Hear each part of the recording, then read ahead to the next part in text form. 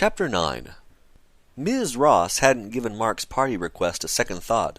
A quick yes, a last-minute phone call to her boyfriend, and hurriedly stuffing a suitcase found her in the Bahamas for a week. Mark's older brother Svile, so named by his mother to spite his father, didn't enjoy the company of Mark's friends and bailed out of the house far in advance. That left the whole house free, and the party was in full swing even this early in the evening. Youths were screaming and laughing in the backyard, a majority of which were in the large swimming pool. Someone had moved the trampoline over to the side of the pool, and Mark was jumping on it while the kids chanted a number each time he bounced. Everyone was so wrapped up watching him, they didn't notice Jason, Shawnee, Bryant, and Karen standing just beneath the large patio portico. 1, 2, the onlookers cried and cheered him on. Mark's nuts, Bryant whispered amusedly behind Jason. 3, echoed across the yard, and Mark bounced off the trampoline, shot through the air, and splashed down right in the center of the pool, feet first. Cheers and whistles rose up, and after Mark surfaced, he took a bow, or as close to one as he could get in 13 feet of water. Killer, Jason said with a grin, then sauntered over to the house. No one noticed Bryant until he stood at the water's edge. Then everyone began to say hi at once. The commotion caught the attention of the partiers inside the house. Jason plastered himself against the outside wall and listened. Looking a bit confused by his behavior, Shawnee stood silently by, watching. "What's going on now, Kip?" a feminine voice asked from the kitchen. "I don't know. Probably more people showing up. How Mark packs him in at these things is unbelievable," Kip answered with a laugh. Suddenly Jason whipped open the screen door, ran through the kitchen, into the living room, then jumped and landed perfectly lengthwise on the soft sofa. "What's shaking, y'all?" he asked, and grinned at his friends.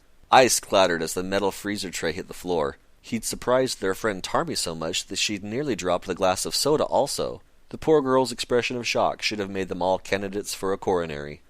"Jake!" Kip yelled after he reverted from his karate fighting stance and threw a chicken foot CD at Jason. "That's a good way to die!" Jason laughed and grabbed the unharmed box off of the floor. Kip was dressed in a striped shirt and tan shorts. Every male in his family was tall, and he was no exception, pushing the limit past 6 foot, tall and skinny. The girls found him very cute despite looking gaunt at times, and beneath his blond hair his blue eyes twinkled with mischief. Known for his sarcastic, cynical, and often egotistical attitudes, in many instances it was his confidence and self-reliance, however, that attracted girls to him. He was an understanding youth for a 16-year-old. Though blessed with a high intellect, which he delighted using around the others, the nickname Stupid had been rewarded to him by his close friends with great affection. He'd earned it well. Shawnee walked slowly into the room and lassoed Jason with a large towel. She pulled herself to him for a rather involved kiss. A second or two passed. Then Jason relaxed back onto the couch, dragging a passionate Shawnee with him, neither of them willing to break contact. As if on cue, all of the occupants in the room began groaning, grumbling loudly, throwing obvious complaints at the young couple. "Get a room," Tarmy interrupted their entwining, then asked, "Shawnee, can't you control this horrible monster of yours?" "Horrible?" Jason backed off and demanded, turning on her. Tarmy's dusty brown hair softly brushed against her shoulders. More than once, the male members of their circle of friends had confided in each other that Tarmy was both beautiful and desirable. Shawnee straightened her blouse as she stood up, then walked around the couch and said saucily, "I don't claim that horrible creature." "Horrible?" Jason cried and suddenly lunged over the couch for Tarmy, promptly falling on his face. She squealed and ran outside. Everyone laughed as Jason jumped to his feet, cockily straightened his Harley-Davidson jacket, and tore out of the house after her. Jason chased Tarmy all over the backyard before he finally managed to corner her, to the total amusement of everyone watching. With a sly smile, Jason asked, "Ready to take a swim?" "Oh no, I just got dried off," Tarmy pleaded and backed further into the corner. A tangible, silent heartbeat hung in the air between them, the kind of tension commonly found between two people attracted to each other, but unprepared to act on it. With a yell, Jason grabbed Tarmy and threw her over his shoulder like a sack of potatoes. She kicked and screamed as he carried her over to the side of the pool. Wanting to be fair, he petitioned the swimmers, and they all agreed that he should throw her in. Jason tried to get her off his shoulder, but she wouldn't budge. So he turned around and with a tremendous shove heaved her over his shoulder, head first, into the water. The crowd cheered and Jason yelled in triumph until the girl surfaced and with a laugh tried to splash water all over him. Jason danced out of reach, walked around the pool, and knelt down on the side of the pool next to Mark. The host's brunette hair was trimmed neatly above the ears, a style he'd carried over from baseball requirements to normal life, and his strong body looked very alluring when it was tan and visible, as it was now. In their younger years, he'd always had some lady or other under each arm, but he never had a girlfriend for long.